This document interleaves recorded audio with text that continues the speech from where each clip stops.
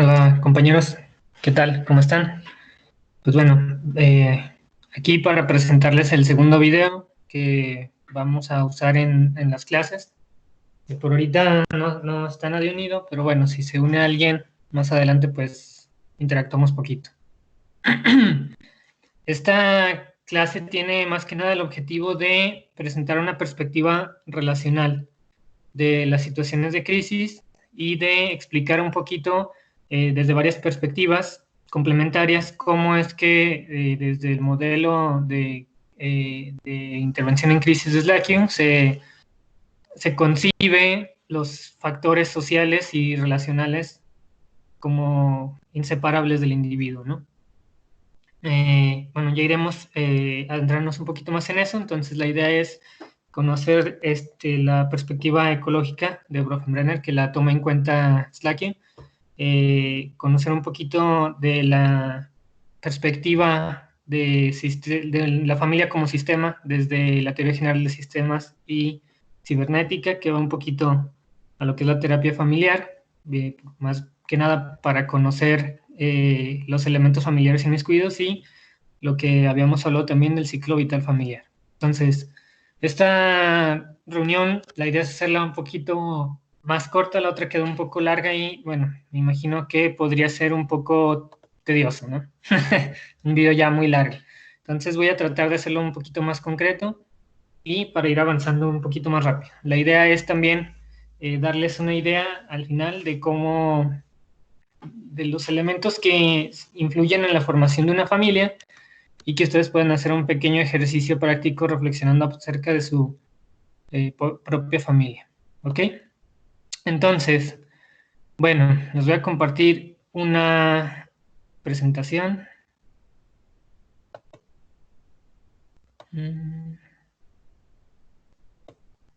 Permítanme tantito.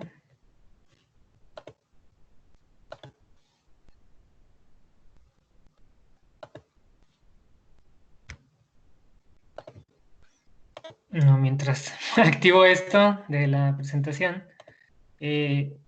retomar un poquito lo que habíamos hablado de la vez pasada acerca de las definiciones de crisis. Bueno, sí necesitaría que ustedes vayan poniendo que vayan viendo un poquito lo que les mostré del video anterior, si hay alguna duda para que la vayan comentando en el foro. Ahorita voy a revisar eso. Y pues ya, ver cualquier cosa que se vaya presentando en ese sentido como pregunta para, como les digo, la parte de retroalimentación es de lo más importante aquí. Lo ideal hubiera sido hacerla sincrónica, pero bueno. Y sí necesito que me vayan diciendo su opinión respecto al ejercicio de llamadas telefónicas que les había comentado la vez anterior, en el otro video. Entonces, bueno, si no lo han visto, les pido que lo vean. Entonces, bueno, esto es un poco como el resumen de lo que habíamos comentado la vez anterior. La crisis como este estado temporal de desorganización que sobrepasa los recursos de afrontamiento y con resultados positivos o negativos, ¿no? Entonces, ahora, lo que habíamos hablado, el objetivo de primeros auxilios psicológicos básicamente es restablecer el enfrentamiento inmediato, es decir, que la persona pueda lidiar con la situación que está viviendo como crítica en ese momento y que, bueno, nosotros darle los recursos para que la persona tenga intentos de solución o que acuda con las personas que puedan darle seguimiento a la situación y reforzar este intento de solución. ¿De acuerdo?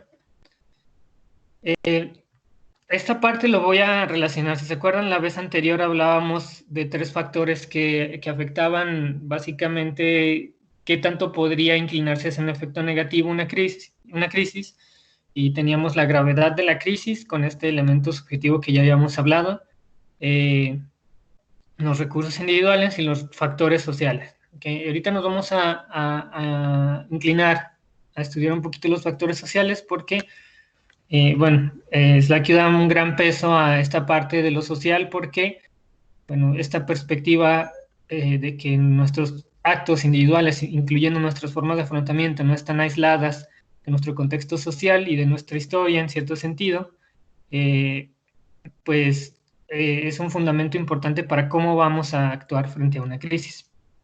Entonces, de los factores sociales nos dice que pueden ser redes de apoyo social y familiar y culturales, que pueden ser creencias, normas, valores, que son esenciales para el individuo, ya que cuando éste dispone de un apoyo social, reacciona mejor ante una situación. Como les decía, una crisis que es vivida en soledad siempre corre la mayor probabilidad de tener una repercusión negativa a largo plazo. Entonces, dice, el apoyo social y las redes de apoyo en sí le brindan a las personas estrategias para responder asertivamente a los eventos críticos, así como también le permiten darle un significado a estos y elaborarlos. Bueno, creo que de alguna manera aquí sería importante que vayamos haciendo una reflexión también nosotros acerca de las veces que nosotros hemos vivido alguna crisis y cómo ha ayudado o no que estén otras personas. La verdad es que, y seguramente ahorita a alguno de ustedes se le ocurre, que los contactos sociales no siempre ayudan a sobrepasar una crisis. Es decir, a veces podemos considerar que la empeoran, más es parte de lo mismo. Estos contactos sociales y esta interacción con el medio donde se han creado estos como anclajes afectivos son importantes porque pueden o mejorar o empeorar la situación. Pensemos ahorita en los casos de adicciones, por ejemplo, cuando las personas suelen intentar recuperarse de una adicción y comúnmente al regresar al contexto social, al contexto familiar, es muy difícil que salgan adelante o que se recuperen al 100 porque también, bueno, sin olvidar que hay una responsabilidad ahí del individuo, más el contexto genera el ambiente apropiado para que se vuelva a consumir, por así decirlo, ¿no? Entonces, esta frase se las puse la vez anterior también, hablando de cómo una visión que nos permita mirar a los recursos de las personas nos va a ayudar también a que estas personas generen estas herramientas en el momento, ¿no?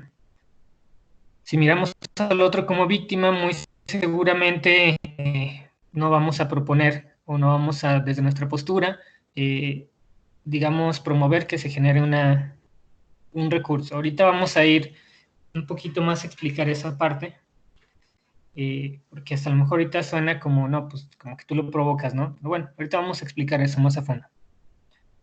Entonces, también les dejé un ejercicio en el foro, ¿no? Ahorita no lo he revisado en la mañana, más, bueno, espero que ya haya algunas respuestas, porque estábamos hablando de encontrar los recursos en las personas, pues también me gustaría que este sea un espacio para que nosotros reflexionemos acerca de los propios recursos. Ustedes han dicho varias experiencias ya que han tenido algunas muy fuertes y bueno, de alguna manera ya estuvieron y reaccionaron. Entonces, una parte importante de esto de atender a las crisis es nosotros darnos cuenta de con qué herramientas contamos para poder atender a los demás y reconocerlas y valorarlas de algún modo. Ok, entonces vamos a pasar a esta parte relacional. Vamos a ver primero el modelo ecológico de Bronfenbrenner y luego vamos a ver un poquito de teoría general de sistemas y cibernética. Entonces, el modelo ecológico de Bronfenbrenner a grandes rasgos expresa esta relación entre el individuo y su contexto social en diferentes niveles. Y cómo no necesariamente teniendo que haber una interacción directa con algún otro contexto social, estos influyen en la individualidad de la persona y en cómo reacciona a ciertas situaciones. Entonces, lo menciona como un juego laberíntico en el que importan cuestiones como la percepción de personas o grupos, las modas, la historia del sujeto, la cultura, el estatus, el ser y los estereotipos. Es decir, todas estas construcciones sociales que se van jugando en el día a día y que tienen influencia sobre la persona. El sujeto se siente y autopercibe de cierto modo específico, pero debe de utilizar constantemente a modo de feedback o retroalimentación. Que bueno, ahorita veremos que retroalimentación tiene como dos variantes un poquito más complejas también desde la cibernética, dice, debe utilizar constantemente el mundo que lo rodea como si se tratara de un espejo. De este modo, el entorno físico-social en el que se inserta es el inevitable punto de referencia desde que él configura su propia noción de realidad. Es decir, cuando hablamos de estos recursos y de lo que la persona siente que puede o no hacer en una crisis, pues tiene que ver con cómo se ha construido a partir de la interacción con los otros, hablando de este espejo, ¿no? ¿Qué lugar tiene en este contexto social que le permite creer o no y pensar que tiene ciertas habilidades o recursos personales, ¿no? Ambiente ecológico. Dice Bronfenbrenner que es un conjunto de estructuras seriadas, cada una de las cuales cabe dentro de la siguiente, como las muñecas rusas. No sé si han visto estas muñequitas que están así como, tienen forma de señora. Bueno, así yo las he visto siempre, ¿no? Como una señora, y le quita la parte de arriba y hay una señora más chiquita, y otra más chiquita y otra más chiquita, ¿no? Y se les va quitando la mitad superior y va quedando, y va descubriendo una estructura más pequeña. Entonces, bueno, de esta manera, ahorita les va a quedar más claro con el esquema que vamos a mostrar, que es este. Entonces, nos dice que estos son, básicamente estos sistemas que se relacionan unos con otros: individual, microsistema, mesosistema, exosistema y macrosistema. A grandes rasgos, el sistema individual, que bueno, desde esta perspectiva también un individuo es un sistema, ya que está compuesto por varios elementos que interactúan entre sí, incluso de otros seres vivos como bacterias que permiten el funcionamiento adecuado y la supervivencia de un organismo, ¿no? Entonces, sí, el individuo va a estar en interacción con otros individuos que forman parte de entornos que, con los cuales se tiene un contacto directo, que eso sería básicamente el microsistema. Es decir, la interacción del individuo con su contexto del entorno familiar, ¿no? Con el entorno de los amigos, con la iglesia, con la escuela, los servicios de salud. Todas estas interacciones directas que se dan entre individuos pertenecientes a estos sistemas, pues se le va a llamar el microsistema. El mesosistema va a dirigirse a la interacción entre dichos entornos, es decir, puede ser la interacción entre el sistema familiar con el de amigos, el de la iglesia, el de escuela, servicios de salud, entre otros. También aquí va el esfuerzo, digamos, pensar en qué otros sistemas, con qué otros sistemas interactuamos directamente, ¿no? A lo mejor el trabajo acá, incluso en los departamentos de la universidad, todo eso forma parte de nuestro microsistema en cuanto a interacción con individuos y de mesosistema en cuanto a interacción entre esos sistemas. El exosistema representa todos estos contextos con los cuales no se tiene una interacción directa, más lo que pasa en ese sentido tiene un efecto sobre la persona, es decir, servicios sociales, vecinos, medios de comunicación, industria. Todos estos movimientos a nivel social tienen una repercusión en el individuo. Ahorita pensemos, de hecho hay muchas reflexiones que hacer respecto a la situación actual de contingencia de salud y todo esto, ¿no? Más, bueno, ahorita vemos cómo está impactando mucho esta situación, digamos, a nivel global con esta parte de la industria, ¿no? Que muchas empresas, por ejemplo, están disminuyendo sus actividades, están despidiendo mucha gente, y pues las personas en sí, los individuos, no tenemos como el contacto directo con estas decisiones a nivel industrial, más si hay una repercusión en la vida de las personas a partir de estas decisiones y a partir de estas movilizaciones a niveles más amplios. Entonces, no hay interacción directa, más sí hay sí se afecta de alguna manera, ¿no? Y macrosistema, que es actitudes e ideología de la cultura. Esto tiene que ver, pues, sí, a nivel cultural, qué situaciones son vigentes y qué situaciones se presentan como paradigmas, y también qué oposición a esos paradigmas hay en estos momentos, ¿no? pues bueno, de aquí podemos ver varias cosas, varias situaciones, ¿no? Por ejemplo, yo pensaba antes de esto, de la contingencia sanitaria, pues cómo se estaba movilizando mucho esta situación del feminismo, ¿no?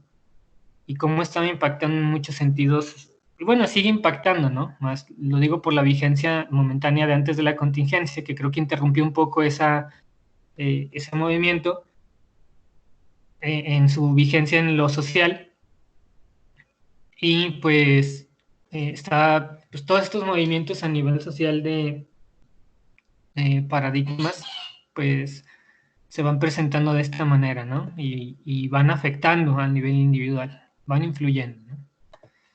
Entonces, bueno, aquí está básicamente lo que les mencionaba. Eh, lo que les mencionaba ahorita, macrosistema es complejo de relaciones entre individuos de entornos, mesosistema complejo de interacciones entre los diferentes entornos, exosistema complejo de interacciones que están entre los ambientes en los que la persona no está o no está presente, pero en los que se producen hechos que influyen, y pues la parte cultural, ¿ok? A lo mejor suena ahorita un poco simple, más pues representa una complejidad amplia, ¿no? Porque al momento de que una persona toma una decisión individual o genera ciertos recursos para enfrentar una crisis, pues no estamos hablando nada más del individuo, estamos hablando de todas estas interacciones. Y todo esto, como les decía, puede fungir como un recurso o como algo que esté en detrimento de la reacción de la persona, ¿no? Lo que importa para la conducta es el ambiente tal y como es percibido más que su ser en la llamada realidad objetiva. Esto, Slacky es muy insistente en esta parte y vamos a tratamos de brindar un espacio de escucha. Obviamente tenemos que, como veremos más adelante, como cotejar eh, elementos objetivos como un nivel de peligrosidad o sí, el nivel de peligro en el que se puede encontrar la vida de una persona, más, pues nos insiste en esta parte. Dice, por ejemplo, hay claras evidencias de que la conducta de niños y adultos es diferente en condiciones de experimentación de laboratorio y en la vida real. Tales diferencias explican, a su vez, los distintos significados que estos ambientes tienen para los participantes según su medio social y experiencia social. Es decir, la importancia de no mirar al individuo como separado de su contexto. Es decir, siempre mirarlo en relación a este contexto que implica pues desde lo cultural hasta lo familiar y cómo son esas interacciones. Te va a quedar un poquito más claro con el ejercicio que vamos a hacer. Dice, en cuanto a su estructura, frente a los modelos de investigación habituales, los ambientes ahora no se analizan en función de variables lineales, sino en términos de sistema. Los sujetos no se comportan solos, sino en relación a. De este modo, la capacidad de un entorno para funcionar correctamente como contexto de acción depende de la existencia y la naturaleza de las interconexiones sociales entre los diferentes entornos. Ella incluye la participación conjunta, la comunicación y la existencia de relaciones con respecto a esto, ¿no? Entonces, esto me recordó algo que pone como ejemplo Paul Václavic. Él menciona que en nuestro contexto, que el estudio de las relaciones humanas va o está, podemos hacer una analogía con el desarrollo de las matemáticas, ¿no? Habla de cómo se interpretaban los números y cómo se interpretan las personas o cómo se observan, ¿no? Y cómo estos elementos, vamos a lo mismo, ¿no? Cómo lo cultural afecta. Estos elementos paradigmáticos vigentes, pues encuentran sus oposiciones y encuentran estas revoluciones ideológicas que terminan dándonos otra realidad objetiva como el resultado, ¿no? Pero que a fin de cuentas, pues es un ir y venir de paradigmas que definen lo que entendemos como realidad. Entonces, en la analogía que hace con las matemáticas, habla como con anterioridad los números se entendían como estas propiedades absolutas y que lo que se estudiaba era lo que era el número, ¿no? Y esa es la analogía con cómo se ha ido la psicología moderna orientando a entender al individuo con sus propiedades, de sus atributos, digamos, ¿no? Por ejemplo, lo que se habla cuando se establece cuál es la personalidad de un individuo, ¿no? Es un atributo que que se le atribuye a la persona, digamos, ¿no? Y eso, desde esta explicación, pues la personalidad, más bien si intentamos explicar la conducta desde la personalidad, pues estamos diciendo que algo que la persona genera por sí misma y genera la conducta, ¿no? Y que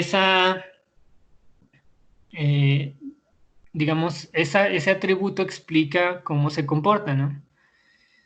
Y luego nos dice Paul Václavic que precisamente el entendimiento de las variables, es decir, de números que no son solo entendidos como esos absolutos, sino que se entienden en la relación A, es precisamente esta revolución que se ha dado a partir de mediados del siglo pasado, pero que aún no toma esta fuerza suficiente y que nos habla de cómo las personas no podemos ser entendidas desde los atributos, sino solo en relación a los otros, ¿no? Solo podemos ser entendidos a partir de interacciones, y es básicamente esta parte que nos menciona ahorita también desde Bronfenbrenner. O sea, no hay una explicación que nos como satisfactoria a partir del individuo, sino a partir de las relaciones del individuo. El individuo en realidad solo existe en relación a y es en relación a. ¿Ok? Entonces dice, por otra parte, la posibilidad de establecer relaciones entre los diversos entornos anteriormente señalados depende básicamente de dos cosas: que existan los cauces adecuados para ello o no, y la frecuencia de la aparición de tales cauces en una cultura o subcultura dadas. Entonces, pues bueno, eso es parte de estas interacciones que se van a dar con sistemas más amplios. Bronfenbrenner nos recuerda que lo que realmente hay que considerar es cómo la persona percibe el ambiente más que cómo puede existir en la realidad objetiva. También hace hincapié en esto, pues, ¿no? Esto es muy importante. Es un punto muy, muy, muy importante, sobre todo si vamos a acompañar a alguien, ¿no? Cuando alguien nos dice que está viviendo una situación, no la puedo mirar desde mi marco de referencia solamente, ¿no? Incluso como profesional, porque, por ejemplo, normalmente, bueno, yo lo he visto con, por ejemplo, estudiantes de psicología recién egresados, ¿no? Que una persona les puede decir, no, pues es que tengo ansiedad, ¿no? Y entonces la persona recién egresada a veces se va por este concepto que ella misma tiene de lo que es ansiedad desde su formación. Aquí cabe preguntarse, ¿no? Para empezar, ¿la persona tiene el mismo punto de referencia que uno como profesional? Muy probablemente no. ¿Y qué está llamando a esa persona ansiedad? Pues, ¿no? O sea, más allá de mi conocimiento que puedo tener como profesional, que pues, es muy válido, pero ¿qué está entendiendo la otra persona, ¿no? Para ella, ¿qué es esa ansiedad? Entonces, como vamos a hacer una labor de escucha y de facilitación de recursos, más que guiar, más bien, más que nosotros mover a la persona que haga las cosas, pues es necesario que vayamos dejando también nuestros puntos de referencia ahí como recurso, más pues darnos el tiempo de escuchar a la persona y entender su punto de vista. Si no tenemos esta parte de percepción que menciona Bronfenbrenner, pues no estaremos haciendo un contacto con la persona, como veremos más adelante. Dice, este tipo de asunciones nos pueden llevar bien o no a explorar adecuadamente las reacciones del paciente o subestimarlas, o por el contrario, a patologizar innecesariamente las conductas que manifiesta y que con una perspectiva diferente del observador se entenderían como simples reacciones emocionales. Si se fijan, aquí empieza a hacer mucho sentido lo que hablaba de cómo nuestra visión influye en la otra persona, ¿no? Si estamos hablando de que las personas nos creamos en relación a y nos construimos en relación a más bien, y nosotros como personas disponibles, profesionales de la salud o no, brindamos cierta visión del otro y somos parte de este mundo que el individuo utiliza como espejo para desarrollarse, pues entonces nos tenemos que preguntar qué visión nosotros generalmente brindamos al otro. Y aquí cabe también esta esta otra reflexión, ¿no? ¿Qué visión tengo yo de los alumnos con los que comparto el salón de clases? No sé si les ha pasado, o sea, yo se los comparto porque a mí sí me ha pasado, que algún grupo o algún alumno en específico tiene algunas actitudes complejas que son difíciles. A lo mejor, por ejemplo, digamos algo simple que puede suceder en estos tiempos, ¿no? Que son muy de estar sacando el celular, ¿no? Y entonces, pues viene hasta a lo mejor esto, puede llegar esta frustración de decir a este muchacho, pues no le interesa como aprender o no quiere aprender, ¿no? Más si nosotros nos vamos, es más, ese mismo pensamiento va a generar una cierta actitud hacia esa persona, una cierta conducta, ¿no? Podríamos decir, si yo me harto y digo, pues voy a dar lo equivalente a lo que esta persona está ofreciendo para aprender, entonces yo le voy a brindar los mínimos recursos necesarios porque no veo que le interese, pues muy probablemente sigamos en lo mismo. Pero otra cuestión ahí es como preguntarle a esta persona, ¿no? O sea, descubrir en su mundo qué está pasando que no está en clase, por ejemplo, ¿no? Que no está poniendo atención. Eh, Sé que esta parte de responsabilidad del alumno, más bueno, a lo que voy es nosotros darnos un clavado a qué visión nosotros tenemos de los alumnos. Si los vemos como estas personas que no se esfuerzan, pues qué clase de apoyo yo le puedo dar, ¿no? Si lo veo como una persona que bien no se está esforzando, pero le veo el potencial necesario para poder, para que él pueda hacer algo, pues en este contexto de espejo y de relación con el otro, pues le voy a poder brindar algo diferente, ¿no? Entonces, bueno, les voy a contar una pequeña anécdota. Algún día con un grupo de psicología, que en mi opinión era un poco complicado, de verdad, una vez me levanté en la mañana y dije, no tengo ganas de ir a clases, ¿no? Y es la única vez que me ha pasado como docente, ¿no? Como decir, no quiero ir. Si de plano no quiero ir, no quiero ver este grupo, ¿no? Y entonces, pues fue precisamente pensar en esto, ¿no? Quizá yo me lo podría haber explicado como, vamos, ellos son de esta manera y como son de esta manera, pues eso provoca que yo no tenga ganas de tener clase con ellos, ¿no? Más, pues me eché un poquito a preguntarme esto, ¿no? ¿Cómo los estoy mirando yo a ellos, ¿no? Sí, los estaba mirando como un grupo fastidioso, que no ponía atención o que no tenía ganas, ¿no? Entonces ese día, en vez de ir a dar la clase normalmente, tal cual fue, eh, y estábamos ahí a punto de empezar la clase y les pregunté cómo les estaba yendo en sus materias, ¿no? Cómo les estaba yendo en el semestre en general. ¿De qué hablo con esto? La propia visión genera un cambio de perspectiva y un cambio de relación. Si yo propongo otro tipo de relación, muy probablemente el otro también lo pueda proponer. No siempre es así. Más si hacemos un análisis cuidadoso de cómo estoy interactuando con los demás, puedo saber qué les estoy aportando y cómo estoy influyendo en que el otro mantenga su comportamiento o lo cambie, ¿no? Pero para eso tengo que mirar a cómo me estoy comportando. A partir de esa clase mejoró la relación con los alumnos y mejoró su nivel, su desempeño y su interés por la clase, ¿no? Entonces, bueno, este es un ejemplo, pues, ¿no? Como puede haber muchos. Entonces, antes de pasar a ciclo vital familiar, me gustaría que, bueno, viendo esta perspectiva de Bronfenbrenner, explicarles otra que tiene que ver con la cibernética y con la teoría general de sistemas, ¿no? Creo que ya vamos abordando esta parte. Sí. Por cierto, si hay preguntas de esto, pues me gustaría sí que las dijeran en el foro en el que voy a subir el video, ¿no? Entonces, desde la teoría general de sistemas podemos hablar de tres propiedades principales, que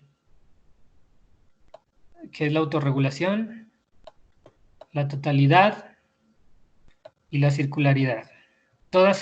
Bueno, estas tres principalmente van a generar, disculpen que no tengo buen pulso, no tengo como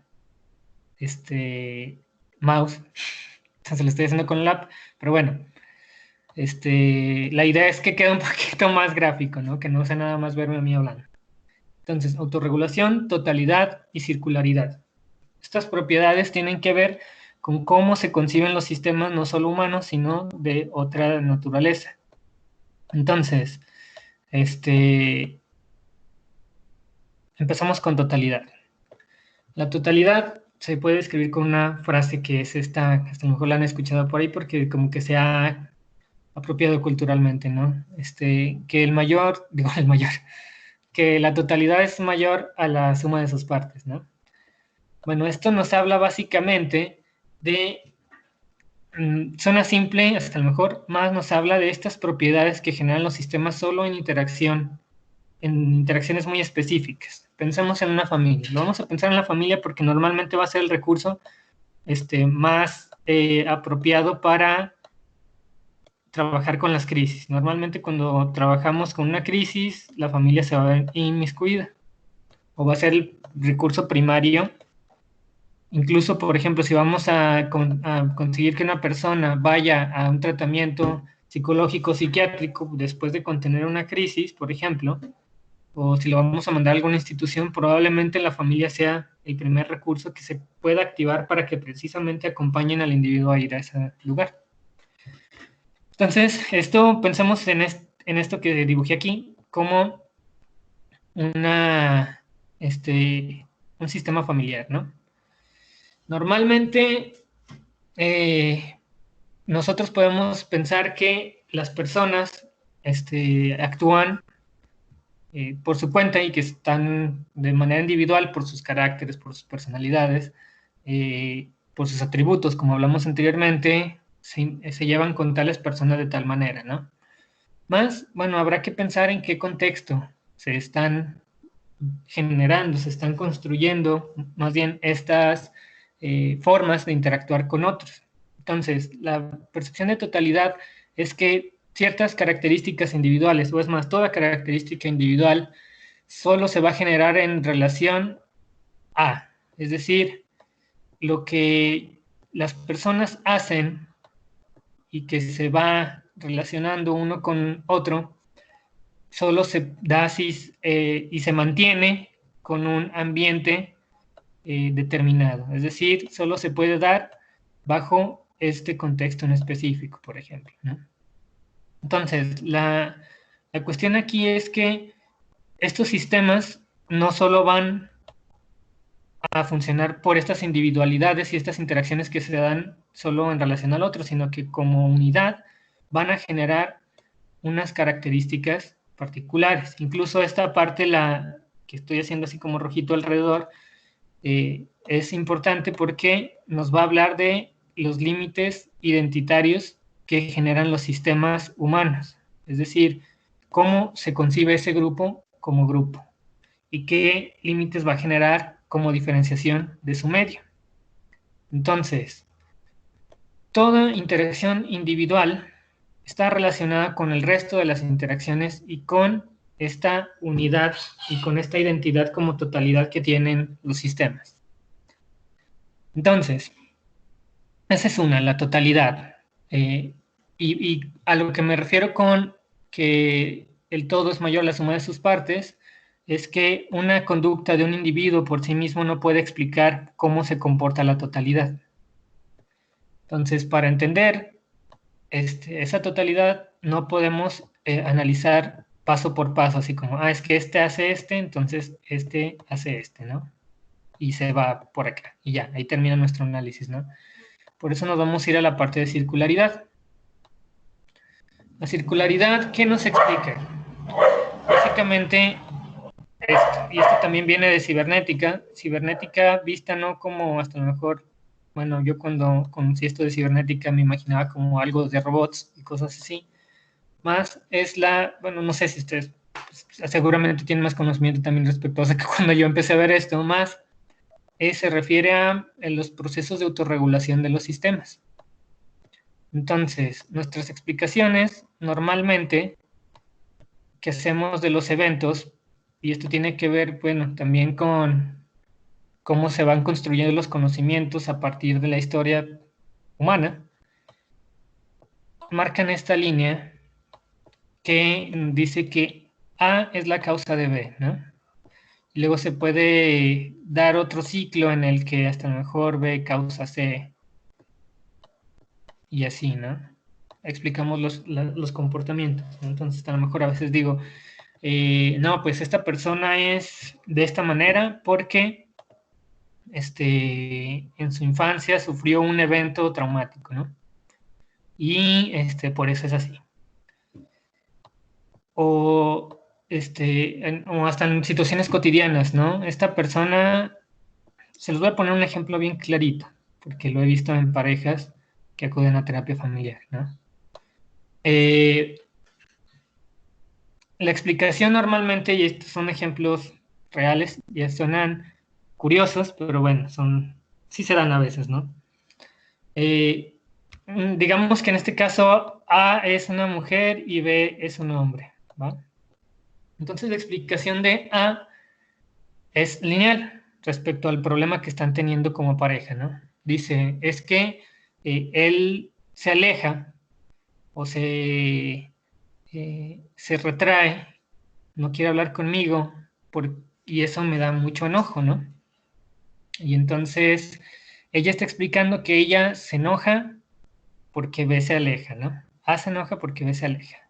Más si le preguntan a B, pues él va a decir, bueno, en este caso fue, no, pues es que yo me alejo porque ella me grita. Si ella no me gritara, yo me alejaba. Yo no me alejaba, ¿no?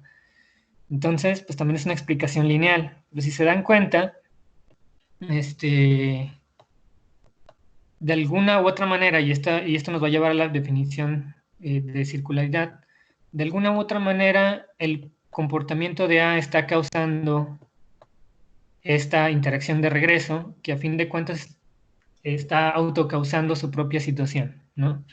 Entonces, a lo que se refiere con esto es que la cibernética es que los procesos son circulares y los define como autocausales, es decir, que a fin de cuentas todas estas interacciones no van en un solo sentido, sino que vienen de vuelta a la persona que inicialmente lo hizo y generan un ciclos, que los llaman bucles, que se van repitiendo, ¿va? La vez pasada les hablé de ciertas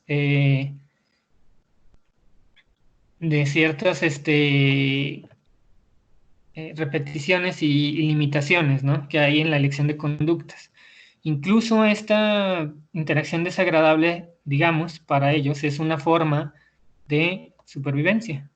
Entonces, ¿qué pasa con estos bucles? ¿Qué son los bucles? La repetición de estos ciclos interactivos que se automantienen. Es decir, uno se queja del otro y lo puede decir desde así, desde afuera, esto no me gusta, más contribuye activamente, no a propósito tal vez, pero sí contribuye a este patrón de conducta. Entonces, estos bucles son todo eso que se repite.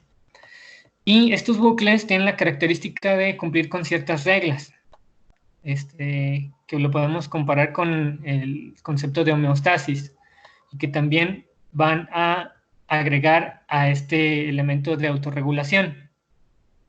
Es decir, todo sistema que, como lo vimos aquí en medio, tiene una separación del ambiente y en el campo humano, digamos, tiene este elemento identitario, también va a tener unas ciertas reglas que se van a activar en relación a sus interacciones internas, o sea, entre ellos y la información que viene del exterior. Y aquí es donde desde la cibernética se le llama a la retroalimentación, que es el proceso de recolección de información y ajuste a la misma. Más, ¿qué pasa con esto? Los sistemas van a tender a guardar estos límites y a elegir estas interacciones de limitación, aún así les cueste como un cierto bienestar, ¿no? Por eso a veces nos preguntamos por qué esta persona o estas familias tienen esa situación tan difícil y no cambian, ¿no? O parece que van a cambiar y al último no. Pues porque es parte de estas situaciones. Bueno, viendo cada situación familiar tendrá ahí su complejidad diferente, más estamos hablando de estas reglas que se generan en los sistemas, y en este caso en los sistemas familiares, ¿no?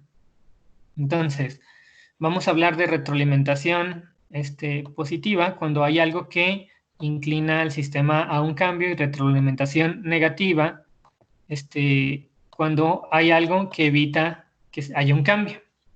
Entonces, cuando algo pasa y agrede esas reglas, se van a activar mecanismos de retroalimentación negativa, y estos van a hacer que no se generen los cambios, ¿no? Mientras que cuando se inclina hacia un cambio va a ser una retroalimentación positiva. Ok, esto hasta lo mejor ahorita suena, o no lo hemos aterrizado en una situación en concreto, pero precisamente es lo que vamos a aterrizar en el ejercicio que vamos a hacer al final. Entonces, recordemos, circularidad, que nos explica que las conductas no son lineales, sino que son autocausales y que generan un nivel de reglas a nivel colectivo, de las cuales cada comportamiento contribuye a mantener. Totalidad, lo que nos explica que somos parte de una red de interacciones y que en conjunto tenemos propiedades que son mayores a la conducta individual, y la autorregulación, que nos explica que los sistemas van a ejecutar estas reglas que resultan de la circularidad. ¿Ok? Entonces, hasta aquí, bueno, me imagino que a estas alturas habría preguntas, más bueno, vamos a irlas dejando para más adelante. Por ahora, me gustaría que guardemos esta información para hacer el ejercicio que les propongo. Bueno, de hecho pensaba hacer primero lo del ciclo vital familiar y después lo del ejercicio, pero creo que mejor vamos a hacer el ejercicio primero. Les dejé ahí algunas preguntas en la parte de unidad 2 en trabajo colegiado para que se contesten estas preguntas. Normalmente este ejercicio me gusta hacerlo pues en interacción directa, ¿no? Con las personas. Más, bueno, creo que ahorita no se va a poder, pues no se va a poder así, ¿no? Entonces déjenme borro esto.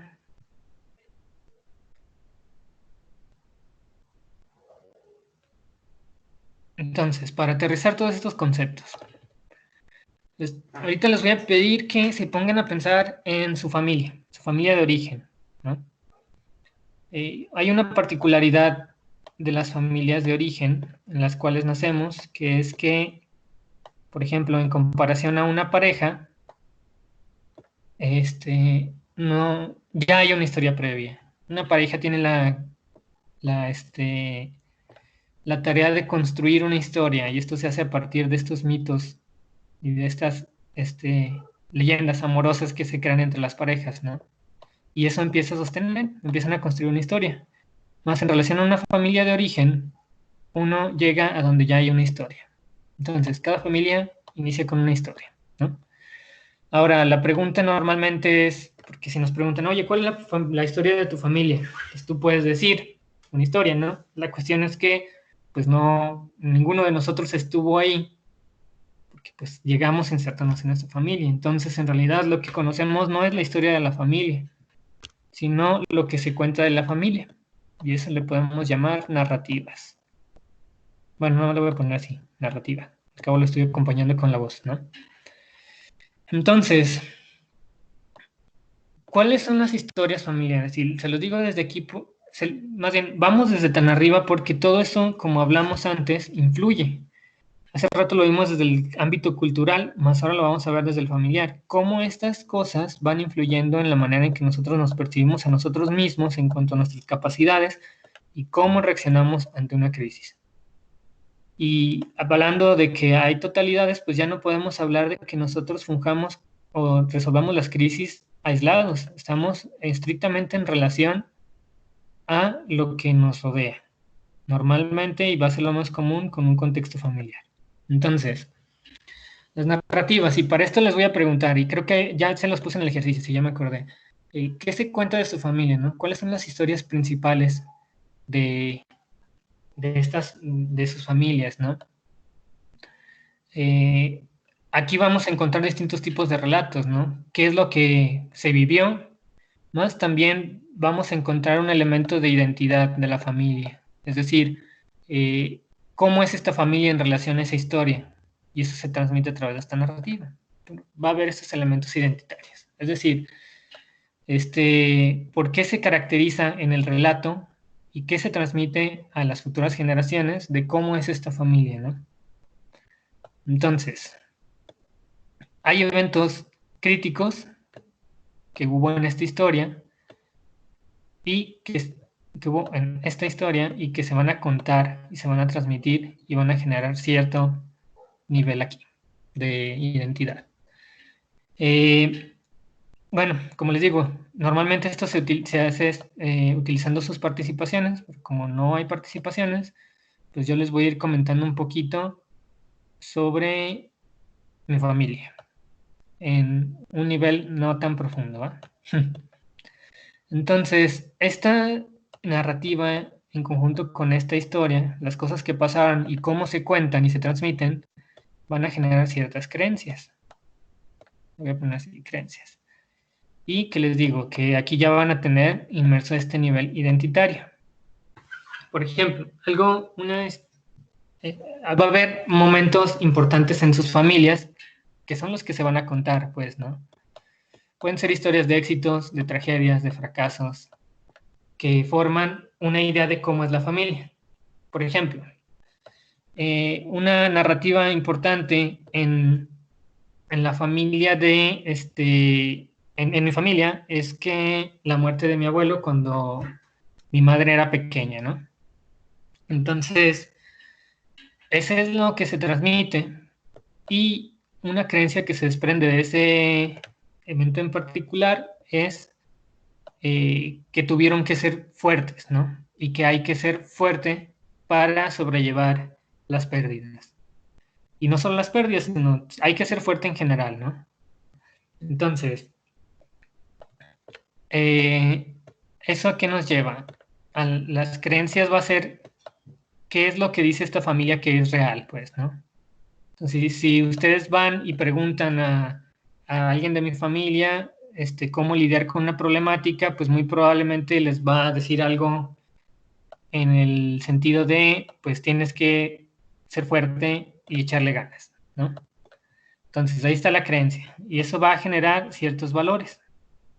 Es decir, ¿qué es importante para esta familia? No en el sentido como de cívica y ética, ¿no? Sino para esta familia, a partir de estas narrativas y de estas creencias, ¿qué es importante? ¿Qué se considera importante? En este caso podríamos considerar que es la fortaleza, la resistencia, digamos, la lealtad y lo que eso conlleva otro tipo de cosas, ¿no? Como el estudio, por ejemplo, porque fue una forma de salir adelante para la familia en ese momento. Entonces, se generan ciertos valores específicos. Ahora, hay que ver que estos valores y estas creencias pueden funcionar muy bien en algún momento y no tan bien en otro. Es decir, en algún momento se consideró que ser fuerte era importante, más habrá que preguntarse según este entendimiento de esta familia de lo que es ser fuerte, ¿qué implica para las personas menores de este sistema en este momento, ¿no? Entonces, después de esto, vamos a encontrarnos con un prototipo de conducta adecuada. Es decir, ¿qué se ve bien en esta familia? Recordemos que ya no estamos hablando de individuos, ¿no? Estamos hablando de sistemas cuyas reacciones van a resonar en todo el sistema y que funcionan como una totalidad que va a procurar ciertos límites. Entonces, ¿cuál es este prototipo de conducta adecuada? Es decir, ¿qué está bien visto desde esta perspectiva, ¿no? Y eso nos va a llevar a ciertas reglas. Aquí la curiosidad es que va a haber reglas de distinto tipo, ¿no? Hay reglas implícitas y reglas explícitas. Reglas implícitas, aquellas que se van a actuar más que decirse, y las explícitas son aquellas que están muy claras. Desde ahí yo les preguntaría, y me gustaría que todo esto lo vayan reflexionando, pues, ¿no? O sea, ¿Cuáles son las narrativas que hay en su familia? ¿Cuáles son esos momentos importantes que su familia vivió? ¿Cuáles son las creencias que ustedes creen que se desprendieron de eso? ¿Qué se habla sobre esos eventos y qué se habla sobre la familia a nivel de identidad? Por ejemplo, como por apellidos, ¿no? Los Dávila somos de tal modo, ¿no? Los Rodríguez, los Rubalcaba somos de tal modo. ¿Qué se habla, no? Los valores, ¿qué es importante para cada una de estas familias, no? O incluso desde las familias que ustedes ya han ido creando, pues de qué manera se está formando esto para sus futuras generaciones o de qué manera se ha ido transmitiendo, ¿no? Entonces, ¿cuáles son las conductas que se consideran adecuadas? Y les digo, aquí hay que ser muy astutos, digamos, en reconocer, porque hay muchas cosas que se dicen, por eso voy a las reglas implícitas y explícitas, pero hay muchas cosas que se hacen también, ¿no? Entonces se puede decir que no se permite algo, pero cuando se hace, este, se mantiene o incluso se protege. Vamos igual al caso de las adicciones, ¿no? En teoría se podría decir, no, es que nosotros vemos como familia que ser alcohólico está mal, más pues el apoyo también ahí sigue hacia la persona, a pesar de que, por ejemplo, no esté dispuesta a cambiar o no esté, o esté generando daños económicos, incluso físicos a los integrantes de la familia. Entonces, podríamos decir a nivel de interacción que sí está permitido. ¿Por qué? Porque no genera una exclusión del núcleo familiar. En cambio, podría haber una familia en la que se diga, no, nosotros siempre vamos a recibir a todos, más, no sé, una persona eh, dice ser homosexual y es excluida, hasta a lo mejor no explícitamente, más implícitamente se cierran ciertas interacciones hacia él o incluso totalmente, ¿no? Entonces, vamos a ver que estas reglas son parte de este bucle del que habíamos hablado. Cómo se repiten las interacciones y qué tanto pueden salir los individuos o no de esas interacciones y qué mecanismos van a evitar. Más bien, sí, qué mecanismos van a evitar que se salga de, de esas reglas, ¿no? Les digo, es muy complejo. Les voy a contar otra pequeña anécdota para ver esto, pero bueno, a veces no lo mejor para el individuo resulta ser lo mejor para estas reglas familiares. Es decir, en esta historia, ¿qué es lo que no permite que algunas personas estén bien, por ejemplo, ¿no? ¿Cuál es la función que cumple alguien que tiene una enfermedad o que tiene, por ejemplo, alcoholismo en este sistema? ¿Cómo juegan los demás alrededor de esta? Ahorita les voy a contar una pequeña anécdota de cuando estuve trabajando con adicciones. Estuve trabajando con un señor, un empresario, que pues tenía un puesto importante y por ese puesto importante sus reuniones consistían mucho en tener pues, estar con otras personas de puestos importantes que pues bebían en sus reuniones, ¿no? Entonces para él era como bastante complicado como decir que no quería beber, ¿no? O él así lo vivía. Entonces pues ya fue internado, el señor estaba muy molesto porque pues tenía mucho trabajo que hacer y pues estaba encerrado básicamente, ¿no? Con este proceso que ya les había comentado la vez pasada, pues bueno, comienza a regañadientes como meterse poco a poco a su proceso y finalmente dice pues ya que se empieza a dar cuenta de algunas cosas, se empieza a observar algunas que quiere cambiar y pues se adapta muy bien como la dinámica y comienza como a hacer su trabajo terapéutico, ¿no? Entonces llega un momento en el que pues ya tiene que salir, pues en las adicciones es complejo, por esto mismo que les digo, las personas vuelven a este contexto en el cual normalmente bebían y generalmente y muy probablemente se promueva que beban por una u otra razón, implícita o explícita, como les digo. Y bueno, al parejo se tenían estas pláticas o estas conferencias como medio con grupos de familiares de las personas que estaban internadas. Entonces, ahí podías conocer las familias de los internos, ¿no? Y, por ejemplo, ahí estaba su esposa y sus 3 hijos. Y bueno, yo recuerdo que lo que observaba en esas reuniones era que pues la mamá sufría mucho más tenía un apoyo bien incondicional de sus hijos, ¿no? Y ellos hablaban de ella como esta heroína, ¿no? Que, este, pues sí, esta heroína que se estaba haciendo cargo porque pues papá no estaba pudiendo. Los hijos decían que antes su papá era muy diferente y que los miraban mucho, pero que ahorita pues su mamá era esta persona, ¿no? Eh, este señor me comentaba que pues su esposa durante mucho tiempo pues había andado mal antes de eso, porque pues no dejó de trabajar la señora cuando se casaron y pues se dedicó al hogar y como que identificaba esta parte de que los hijos admiraban mucho al papá, ¿no? Entonces, mientras el señor estuvo con esta parte de adicción, esta señora estaba, sí, sufriendo con la adicción de su esposo, más tenía un lugar diferente frente a sus hijos, ¿no? Y tenía esta visión diferente. Entonces, bueno, salió el señor y pues ya, se le invitó a seguir un proceso, más no lo quiso. Se le invitó a seguir en un grupo de alcohólicos anónimos y pues ya después él dijo que decidiría, ¿no? Entonces, pues a grandes rasgos eso pasó. Ahí luego, después, como un año, pues ya casi los 2 años después, alguna vez recibí una llamada de este mismo señor y me dice eh, que él ha estado muy bien, que no ha vuelto a tomar y que de hecho está en un grupo de alcohólicos anónimos y que le gustaría invitarme a dar una plática en ese grupo, ¿no? De hecho, algo relacionado con este tema, de como familia, ¿no?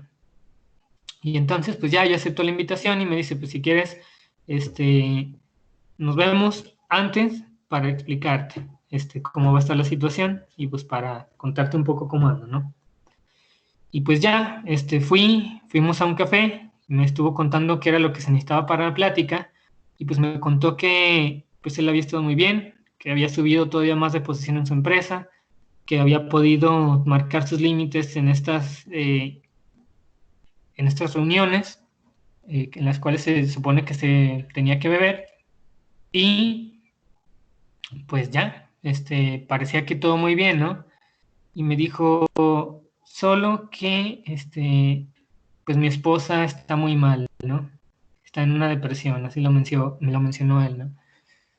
Entonces, eso, pues me llevó a una reflexión en ese momento, ¿no? O sea, ¿qué, qué elemento, qué función tenía en ese momento? ¿O qué permitía, ¿no? El hecho de que el Señor estuviera mal, pues, y más una madre que había mencionado antes sentirse como desvalorizada, ¿no? Entonces el padre recupera esta parte de admiración de los hijos y la madre se queda sin un lugar muy claro ahí, ¿no? Lo que lleva a otras problemáticas. Por eso vamos a esto, ¿no? ¿Qué pasa en los sistemas familiares que algo que está pasando pues tiene una cierta función, ¿no? Y tener una función en esta unidad, no nada más en este como en un nivel individual, ¿no? Y a esto vamos con estas reglas, ¿no? Y aquí la pregunta interesante es para ustedes, ¿qué es lo que ustedes piensan que podrían hacer en su familia que derivaría en que los excluyeran a ustedes, pues, ¿no? Porque, bueno, vamos pensando, cada familia es muy diferente y vayamos realmente a lo que ustedes creen que los excluiría, ¿no? Y bueno, piensen en esto también y vayan reflexionando, ¿no? Vayan viéndose o pensándose como parte de estas reglas, ¿no? Parte de esas totalidades que en este caso serían sus familias. Eh, ¿qué hay al respecto a eso, no? Entonces, estas reglas van a definir ciertos roles. Entonces, ¿qué es esto? Pues para que se vayan cumpliendo ciertas funciones, precisamente que es lo que van a cumplir los roles, funciones, pues se necesita que cada quien cumpla una función. Ahora piensen en su núcleo familiar, o en su familia de origen, o incluso en su familia actual. ¿Cuál es su función primordial, no? Y no nada más como, digamos, de proveedor, que también puede ser una, ¿no? Sino relacionalmente ustedes qué hacen. Y ahora en cuanto a ¿no? Cuando hay un conflicto, ¿ustedes qué les toca hacer? Piensen, por ejemplo, en sus hermanos. Cuando hay algunos que ya tienen a papás grandes, ¿no? ¿Cuál es su función respecto a esa situación? Y si se fijan, esta parte que se ve como desde la parte individual, como muy simple y en cuanto a tomar decisiones, en cuanto a ser otro, tienen todo un contexto relacional, ¿no? En el que también hay un rol que se cumple o no se cumple, ¿no? Este rol no necesariamente tiene que ser lo que espera la familia a nivel explícito. Es decir, por ejemplo, alguien podría decir, no, pues es que a mí me decían que yo tenía que hacer esto y yo no lo hice, yo decidí no hacerlo, ¿no? Más implícitamente se está permitiendo que eso no se haga, ¿no? A lo que voy es, eh, las conductas que hacemos están íntimamente ligadas a este contexto relacional y no están aparte, pues, ¿no? Si se pudo hacer es porque de alguna manera el sistema fue lo suficientemente flexible para que se pudiera hacer. Entonces, estos roles van a definir cómo también nos desempeñamos en este contexto y en otros contextos. Y en conjunto van a definir pautas de interacción. ¿Qué es esto? Estos bucles. Los modos habituales interaccionales que nos van a decir cómo vamos a enfrentar una crisis. Es decir, todo este conjunto va a generar estos medios de afrontamiento de los que ya habíamos hablado, pero a nivel familiar.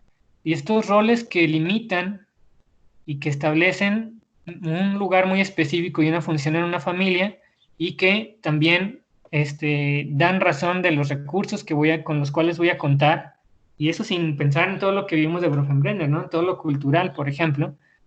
Y se van a definir ciertas características. Entonces, cuando nosotros a veces incluso entramos en crisis o entramos en un estado de crisis, muchas veces tiene que ver con algo que pasó en este contexto familiar. Algo que se rompió en estas reglas y que está generando un mecanismo de retroalimentación negativa que te dice, pues no, por ahí no, aunque implique un cambio positivo a nivel individual, por ejemplo, ¿no? Entonces, bueno, me gustaría escuchar más de sus experiencias, pues, ¿no? También ustedes cómo ven esto y bueno, lo van a poner en su trabajo. Entonces, está esta parte, entonces, en que estas pautas de interacción se van a enfrentar con situaciones nuevas, como información que entra a esta, como celulita que hicimos que era un sistema, y van a activar ciertos recursos, ¿no? La cuestión aquí es que cualquier familia tenga la flexibilidad suficiente para modificarse en distintos niveles, ¿no? Y eso también va a depender mucho de la gravedad percibida de la crisis. Entonces, si una familia tiene los recursos para modificar, obviamente no va a modificar los hechos, pero sí pueden modificar las narrativas hechas al respecto en una situación grave, ¿no? Las creencias también se pueden modificar hasta cierto grado. O sea, no las vamos a quitar y poner otras, sino que se van a transformar, ¿no? A nivel identitario también una familia se puede transformar. Y esto con experiencias muy fuertes, ¿no? La parte de qué es importante en esta familia también. Por ejemplo, cuando hay pérdidas inesperadas, muchas veces cambian mucho estas partes de los valores, ¿no? De las reglas implícitas y explícitas, qué se puede permitir a partir o no desde una nueva experiencia y al punto de exclusión, qué se permite o qué no, qué se dice también de lo que se permite o no, y pues los roles de las personas, que muchas veces, como les digo, el salirse de ese rol implica un momento de crisis, no nada más para el individuo, sino para todo este sistema. Entonces, bueno, este ejercicio se los voy a encargar mucho porque, bueno, creo que es importante que nosotros nos vayamos poniendo a reflexionar a partir de esta perspectiva sistémica relacional, que nos demos cuenta de la complejidad del comportamiento, pues, ¿no? Que no nada más son decisiones que se toman y los recursos, como estos atributos de las personas, sino que estas relaciones que se dan en red, cómo influyen o cómo determinan ciertos comportamientos y en un espacio y tiempo determinados, ¿no? Entonces, les encargo mucho este ejercicio. Lo que vamos a ver ahora, a partir de esto, es la parte de, permítanme, del ciclo vital familiar. ¿Por qué? Bueno, cada familia tiene una historia muy particular, como les mencionaba, más podemos extraer ciertas generalidades a nivel también cultural. Y bueno, esta es una perspectiva de esas generalidades de lo que enfrenta una familia a un nivel. Esto lo voy a decir de manera muy breve, porque pues podemos llevar aquí horas y horas, ¿no? Les dije que iba a ser un video más corto y creo que pues tal vez lo logremos. Entonces, ¿qué es esto de ciclo vital? Pues son estas etapas en las que podemos observar el desarrollo, como lo habíamos visto en la parte anterior, más que nos establecen un tipo de tareas a realizar según qué etapa se esté viviendo, ¿no? Entonces, cada etapa del ciclo vital familiar va a tener unas particularidades en cuanto a cómo son las relaciones. Ay, no sé si esto se alcance a ver muy bien, pero bueno, vamos a ver. La primera etapa sería un desprendimiento. ¿A qué se refiere esta parte de desprendimiento? Es cuando se va a crear una distancia emocional, digamos, y física con el contexto de familia nuclear para empezar a generar una nueva familia. Entonces, nos habla aquí de tareas a desempeñar, desprendimiento emocional de familia nuclear, que es lo que les comentaba ahorita, ¿no? Y construcción de este. Es que no alcanzo a ver, déjame, se los voy a poner ahí, pero voy a abrir mi propia presentación porque no alcanzo a ver.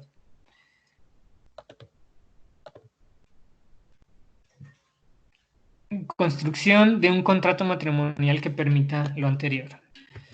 Es decir, también, por ejemplo, lo que les hablaba de ciertas parejas que llegan con muchas problemáticas a terapia familiar, es precisamente como la dificultad de generar como ciertas reglas propias y diferenciarlas de las familias de origen. Es decir, cada quien tiene una manera ya establecida de hacer las cosas por el contexto en el que creció y pues muy seguido cada uno espera que el otro haga lo mismo, ¿no? Y de esa parte es esto que hablamos del contrato matrimonial. Un paréntesis muy rápido. ¿Por qué tenemos que saber esto? Porque cuando nosotros vemos a una persona en crisis tenemos que saber qué situaciones se pueden vincular a su crisis, de qué manera, ¿no? Tenemos que saber dónde explorar. Y pues si estamos hablando, por ejemplo, de adultos jóvenes, muy probablemente estamos hablando de una de estas situaciones. Posibles dificultades: anclaje emocional rígido en familia nuclear, ignorar la necesidad de un contrato, patrones de familia de origen incompatibles, expectativas poco realistas por impedimentos individuales de la pareja, expectativas fantasiosas respecto a la pareja. Es decir, anclaje emocional rígido, es decir, que alguno de los dos o los dos no puedan hacer esta distinción entre lo que van a construir ahora como pareja y lo que es de cada familia, ¿no? O que se rehúsen así abiertamente a cambiar estas formas porque lo que aprendieron en su familia que consideran correcto. Ignorar la necesidad de un contrato, también esto, incluso en parejas que ya formaron sus familias y que van a terapia años después, pues se dan cuenta de que nunca hubo acuerdos en cosas muy simples a nivel relacional y que dejaron huecos que terminan permitiendo que cada uno haga cosas diferentes y que se perciba como injusto, ¿no? Así como yo hice esto para que tú hicieras esto y no lo hiciste, ¿no? Entonces hay una percepción de injusticia incluso años después, ¿no? Patrones de familia de origen incompatibles. Por ejemplo, bueno, una de esas podría ser la religión, por ejemplo. Podría que no, ¿verdad? Pero bueno, pues son patrones no porque la religión sea rígida, sino digo, que sea incompatible, sino digamos que hay ciertas situaciones de cada familia que podrían ser incluso contradictorias, ¿no? Expectativas fantasiosas respecto a la pareja. Pues sí, con esta situación de esperar otra cosa y cuando ya se va a formar una pareja más formalmente, pues ver la realidad de otra, o ver otras facetas, más bien no la realidad, sino otras facetas de la persona, ¿no? Entonces, ¿cómo se puede ayudar? Pues una aclaración, o sea, que es benéfico más bien para esta etapa, una aclaración de contrato en sus diferentes niveles, verbal, no verbal, deseos bueno, o sea, deseos contradictorios, así se pone, o sea, establecer a nivel de contrato qué es lo que se espera y se quiere del otro, ¿no? Integración de los patrones de la familia de origen y de las creencias correspondientes en cuanto a metas, sexo, relaciones con los demás, poder, dinero, hijos, etc. Identificación de las necesidades del otro, identificación de las necesidades propias, complementariedad y satisfacción en el contrato, es decir, que haya esta percepción de justicia y que se consideran las necesidades de ambos. Redirección de los conflictos. Bueno, esa es una parte un poquito más psicodinámica que ahorita no vamos a ver, porque este autor es Estrada. También agarra unos elementos de eso, pero no sé si lo puse aquí. Sí, creo que sí lo puse. No. No lo puse. Bueno, disculpen, creo que vamos un poquito disparejos en las dos presentaciones. Sí, perdón, era en esta parte la que yo iba. Disculpen, me lo pasé. No, me tengo una presentación diferente. Sí. No, sí me pasé una etapa, perdón. Lo que yo les estoy hablando es ya de la constitución de una pareja, ¿no? Como externa a la familia. Me pasé esta parte, que era donde estaban ustedes, que ahorita me regreso a esto, ¿no? Bueno, ya no se los dije en orden, pero bueno, digamos que iba en orden. Bueno, me adelanté una etapa, entonces ya esta es cuando se está a comenzar o se empieza a desarrollar una familia, como a crear estos límites independientes o autónomos de las familias de origen, y está empezando a constituirse y a constituirse como con su propia identidad, ¿no? Entonces, me pasé esta parte que es cuando está de lo que hablamos de desprendimiento, que pues tiene que ver con el desprendimiento emocional y construcción de alianza con la pareja. Es decir, aquí lo llama Estrada como un anclaje emocional, que es donde damos una cierta prioridad a nuestros afectos, ¿no? Y en este caso es como de desprender ese anclaje de los padres para pasarlo hacia una pareja. Dice, posibles dificultades: anclaje emocional rígido en la familia nuclear, fracaso en el proceso de construcción de una identidad propia definida. Bueno, que esto ya lo vimos también en la parte de adolescencia, ¿no? Si no se genera una identidad, pues cómo se puede diferenciar del medio como para también generar una identidad en un contexto de pareja, ¿no? Y también esta parte de idealización de la pareja. Ahora, factores de desarrollo, apoyo mutuo para la adquisición de roles nuevos, es decir, cómo construir esta parte de pareja. Libertad en la expresión de individualidad, división e intercambio de labores, facilitación de familia de origen para desarrollar identidad, es decir, que la familia permita también esta separación y que no haya esto. Disculpen, que ahora se van a escuchar un perro ladrando. Espero que no se escuche muy fuerte. Bueno, aclaración en las atribuciones causales de los conflictos que puedan resultar. Es decir, en qué nivel yo creo que, o más bien en qué nivel las personas atribuyen los conflictos que pasan. Si tienen un nivel de responsabilidad respecto a su relación o si se lo atribuyen exclusivamente al otro. Entonces, la idealización de la pareja como logro observar y comparándolo con la sobrevaloración. Bueno, esto también ya va, esto lo dejé porque esto era para psicólogos también.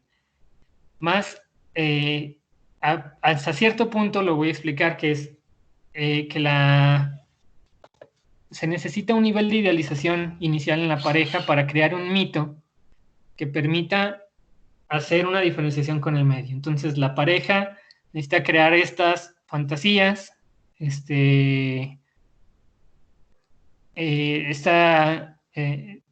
fantasías respecto al otro en una parte inicial, pero tiene que tener también la necesaria flexibilidad para regresar o para ver otros elementos de la pareja en ese momento, ¿no? Entonces, esto ahora sí ya lo vimos y pasamos a esta etapa que es cuando digamos que ya hay hijos en la familia. Entonces, la pareja comienza el proceso de reproducción y llegan los hijos, ¿no? Tareas a desempeñar,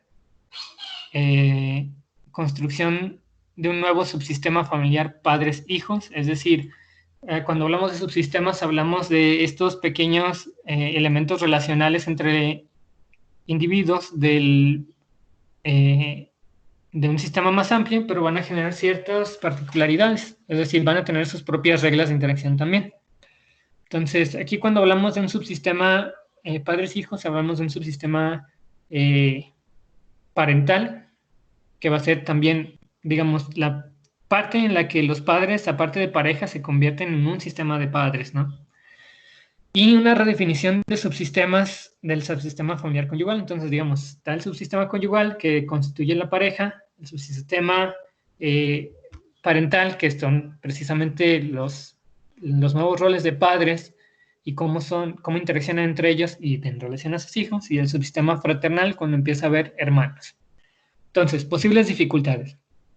Una deficiencia económica con síntomas afectivos, es decir, que lo económico influya ahí con la parte de dificultad de mantener a los hijos y se traslada a la relación. Rivalización con los hijos en función al espacio afectivo y físico con la relación al otro miembro de la pareja. Esto hasta a lo mejor suena como medio irreal, pero pues se ve. Por ejemplo, yo recuerdo estar atendiendo a una señora de 40 años que decía su pareja tenía 33 años y dice que desde que tuvieron hijos era una pelea con el hijo más grande de este pues, señor de 33 años, era estar rivalizando con el muchacho, ¿no? Y de incluso así como si fueran niños los dos, estarse peleando por el afecto de la señora, ¿no? Entonces, pues pasa. Factores de desarrollo. No, se me faltó. No suficiente espacio físico y emocional para la llegada del hijo. Es decir, qué tan listos están los padres para ser padres y para relacionalmente brindarle un espacio para satisfacer sus necesidades también, ¿no? Factores de desarrollo. Conservar anclaje de pareja a la vez que se establece un nuevo con el hijo. Es decir, muchas veces en la llegada del hijo implica un alejamiento en la pareja, tanto así que después pues, deja de existir esta interacción de pareja para ser meramente padres, ¿no? Entonces, un factor de desarrollo o que puede ayudar es conservar este anclaje de pareja, facilitar en la pareja los roles de padre y madre, diferenciación más específica y especializada de roles que fomenten un reajuste de identidad individual, reajuste de interacción del sistema familiar en el medio social, más abierto, es decir, por ahí no me acuerdo qué autor decía que la vida familiar es muy cruel, que porque, o sea, es un abrir y cerrar, ¿no? Apenas la familia logró, por ejemplo, decimos esta pareja que tiene que cerrarse para construir su identidad y llegan los hijos y se tiene que volver a abrir, ¿no? Y así a lo largo de la historia de la familia, ¿no? Hay momentos que se consolidan y bueno, hablando de lo que habíamos dicho de crisis y transiciones, pues parece que hay momentos en los que se consolidan ciertas herramientas más en cuestión de momentos, pues se tienen que volver a reajustar, ¿no? Y tiene que ser otra forma. Lo que hablamos de cómo la crisis fomenta el crecimiento. Dice, capacidad del hombre de desempeñar tareas maternas en el cuidado del hijo y la mujer. Esto, como les digo, es factores de desarrollo, ¿no? Son cosas que desde estradas se podrían beneficiar. Intercambio de roles oportuno y crear espacio emocional y físico para el nuevo integrante de la familia. Ok. Entonces, de aquí, el contexto de la etapa de los hijos, que cuando ya los hijos comienzan la adolescencia, ¿no? Entonces, tareas a desempeñar, redefinir y reestructurar la pareja desde la autonomía creciente de los hijos. Subsistema padres-hijos es brindar al adolescente herramientas para que pueda desempeñarse de forma autónoma en sociedad y desprendimiento gradual de subsistema padres-hijos. Que es muy interesante porque, bueno, hay dos cosas principales que se van a necesitar como para que esta etapa se dé de manera satisfactoria, que es precisamente que el adolescente tenga el contexto adecuado para construir su propia identidad y que genere los elementos necesarios para vivir autónomamente más tarde, ¿no? Como vamos haciendo esta perspectiva más clara, pues ya no es nada más que el adolescente se haga autónomo, ¿no? Es que tanto a nivel familiar se promueve esta autonomía. Entonces, Bueno, posibles dificultades. En su sistema conyugal puede ser rigidez en roles, dificultad para definir contrato, roles de pareja perdidos. También, esto es otra etapa en la que llegan muchas parejas con problemas, pues, a terapia familiar, que llega, dijimos que había hijos, ¿no? Y que se dejó de ser pareja. Entonces, en la adolescencia, los hijos empiezan a tener un poco más de autonomía que cuando eran niños, y estos padres se vuelven a encontrar, ¿no? Y pues están perdidos en el sentido de pareja. Ya no había pareja, entonces es como volver a retomar esa parte. Fueron padres durante mucho tiempo y compañeros, sí, más ¿dónde quedó la parte de pareja, no? Entonces, subsistema padres-hijos, crisis de identidad, regresión en forma, por ejemplo, de rivalidad con los hijos, sobreprotección, expectativas idealizadas tanto de padres a hijos como de hijos a padres. Es decir, también aquí puede ser muy doloroso para los padres el darse cuenta de que pues, sus hijos van tomando un cierto camino que hasta a lo mejor no era el que ellos tenían planeado. E igual los hijos se van dando cuenta en este duelo de que sus padres no son perfectos, ¿no? Y pues, por ejemplo, ahorita que veo esta parte de sobreprotección, me acuerdo de un caso que atendí alguna vez en León, una señora que decía, es que este muchacho saca malas calificaciones y no se hace responsable de sus cosas, ¿no? Un chavo de secundaria, de segundo de secundaria. Y me contaba esta anécdota de una vez que fue a entregar, no, tenía que entregar una tarea al muchacho y tenía que imprimir algo o sacar unas copias, no me acuerdo. El punto es que se lo dijo ya a las 10 de la noche, ¿no? Y la señora decía, ¿usted cree? A las 10 de la noche me dice que tiene la tarea y yo le pregunté, pues, ¿y qué hizo, no? Y me dice, pues ahí ando buscando a las 10:30, 11, a ver dónde me podían imprimir o hacer esto, ¿no? Y ahí la reflexión fue sobre, hablando de este aspecto relacional, cómo a lo mejor la madre no permitía que el hijo se hiciera responsable de sus cosas, ¿no? Digo, podía asumir la responsabilidad de este muchacho de no llevar esa tarea, pero bueno, la madre trataba de ayudarlo quitándole la responsabilidad, ¿no? Y bueno, pues a fin de cuentas, lo que tenía mucho miedo la señora, entre muchas cosas como hay más profundas, era o que se relacionan con cosas más profundas, que el muchacho reprobara, ¿no? Y pues al final la señora asumió que pues, si reprobaba se iba a tener que hacer responsable el muchacho, y pues el muchacho tuvo que desarrollar sus propias formas, ¿no? Ese caso estuvo bonito, fue un caso de terapia familiar. Pero bueno, algún día, tal vez en otro contexto se los cuente. Pero por ahí va esta situación, ¿no? ¿Qué tanto se permite esta parte de construcción de identidad y de autonomía? Igual, vamos a lo mismo, ¿no? No se pueden descuidar los límites con los adolescentes y muchas veces el desafío, eh, la rebeldía son parte de esta construcción de la identidad, son parte de tomar la referencia que son los valores establecidos y generar lo contrario en una diferenciación. Y es un proceso de construcción de identidad. Más, pues tampoco nos podemos olvidar de eso, ¿no? El adolescente muchas veces va a empujar el límite y lo va por medio de este desafío, y también va a encontrar cierta certeza y cierta seguridad en que el adulto sea capaz de ponerle límite. ¿Esto conlleva enfrentamientos? Pues sí, muchas veces, más son necesarios. Entonces, factores de desarrollo. En el subsistema conyugal, retomar un anclaje conyugal y roles de pareja, redefinición del contrato de matrimonio y retomar roles de esposos. Lo que hablábamos un poco, ¿no? Acerca de... Ay, es que no la moví aquí, ay, lo siento. Como estoy manejando las dos presentaciones, porque aquí no alcanzo a leer, no lo moví. Pero bueno, de todos modos se las voy a pasar. Permítanme un tantito.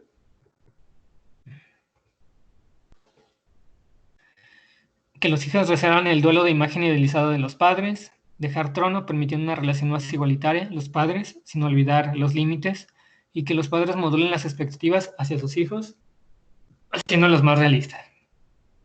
Ok. Entonces, la siguiente etapa. Si hay alguna pregunta de las etapas, pues obviamente en el foro la podemos discutir, o incluso si alguien tiene alguna duda acerca de alguna etapa, pues me puede contactar personalmente. Les voy a dejar mi número, por cierto, no se los he dejado ahí tanto en Teams como en la plataforma. Ok, entonces, contexto de la etapa: los hijos abandonan el hogar y la pareja se reencuentra. Es decir, estamos hablando de este núcleo familiar que se fue haciendo y ya hay otros que van a empezar a generar otro ciclo. Y bueno, tareas a desempeñar. Subsistema conyugal es resurgimiento y redefinición de la identidad de pareja e individual. Y subsistema de padres-hijos es independencia y autonomía de los hijos y construcción de núcleo propio. Es decir, se empiezan a repetir estos ciclos. Lo que ya pasó esta pareja, pues ahora lo tiene que permitir con los hijos, ¿no? Y bueno, también ahí la tarea es cómo anclar de nuevo hacia la pareja. Entonces dice, posibles dificultades. Su sistema conyugal. Se presentan problemas inconclusos de pareja. De hecho, en esa etapa es muy probable o muy seguido que salen infidelidades desde hace mucho tiempo y en ese momento toman relevancia, ¿no? No se concreta la renovación del contrato, es decir, no se ponen de acuerdo en qué es lo que se espera del otro, ni cuáles son las reglas relacionales. Poca permisividad para expresión de individualidad, es decir, que también otra vez que se peguen demasiado y no haya como esta parte de individualidad. Y subsistema padres-hijos, los padres no abdican el trono, o sea que es una posición más rígida que hablamos de, pues ya se fueron los hijos y aún así los quieren seguir como manejando, controlando. Y el anclaje emocional, bueno, lo cual no promueve su autonomía, ¿no? Y el anclaje emocional con los hijos no ha sido desprendido o redirigido. Es decir, los hijos ya se van, más el anclaje sigue con los hijos y no permite que se reestructure la pareja y la compañía con el otro, ¿no? Entonces, factores de desarrollo. Otra vez no la cambié, ¿verdad? Lo siento. Factores de desarrollo, permítanme un tantito. Está grabando. Es que ya no estaba grabando. En el sistema conyugal es retomar anclaje conyugal y roles de pareja, la redefinición de matrimonio, permisividad en la expresión de la individualidad, apoyo mutuo en la preparación para la vejez y los duelos pasados y futuros, que es muerte o soledad, expresión de cariño y cuidados, enfoques en la generación y satisfacción de los resultados de la reproducción. Bueno, eso también es un poquito más complejo, más, bueno, a grandes rasgos, como disfrutar más y tener, como enfocarse en el resultado de haber tenido los hijos más que la responsabilidad que implicaba la crianza, ¿no? Y el subsistema padres-hijos, desprendimiento de la familia de origen y construcción del núcleo nuevo. Entonces, vamos a pasarnos a la última etapa, que dije que iba a quedar más corto el video, pero no quedó más corto, lo siento. Dice, aquí se hace referencia al subsistema de paz. No, esta en parte no era. Vamos a la última etapa. Que es esta etapa de vejez, que bueno, muchas veces no se le da como la atención adecuada, ¿no? El contexto de etapa, la pareja alcanza la vejez, ¿no? Tareas a desempeñar, subsistema conyugal, es una preparación para la muerte, preparación para la trascendencia y redefinición de identidad a través de nuevo anclaje con los nietos. Es decir, se crea una nueva faceta. Y bueno, esto pues es complejo, ¿saben? Son temas que hasta a lo mejor no cualquiera está listo para abordar y como para entender a alguien que está en esa etapa, ¿no?